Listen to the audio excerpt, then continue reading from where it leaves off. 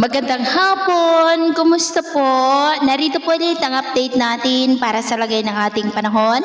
Ngayong hapon po ng December 26, 2023 na kung saan sa ngayon ay patuloy pa rin na amihan ang umiihip dito po sa Luzon, habang ang easterlies naman ay nandyan pa rin umiihip sa silangan ng Visayas at Mindanao.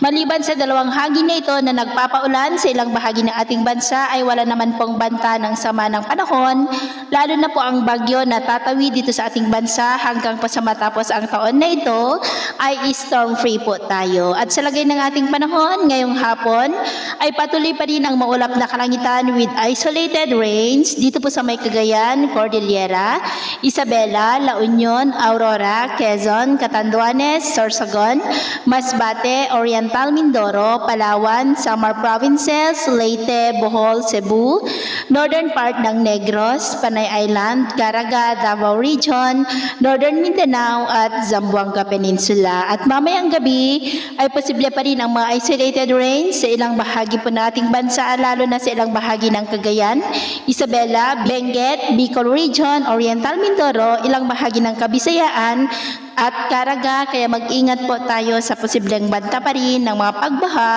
at pagguho ng lupa.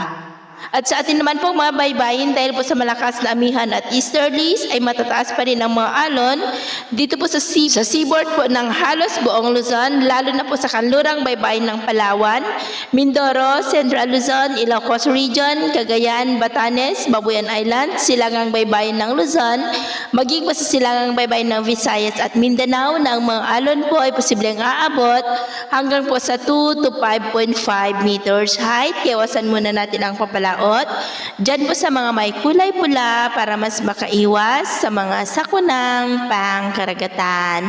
So yun po ng latest update natin sa araw na ito. Ako po muli si James na nagsasabing sa kahit na pagsubok po na darating sa ating buhay, huwag na huwag po tayong mawawalan ng pag-asa. Thank you and God bless!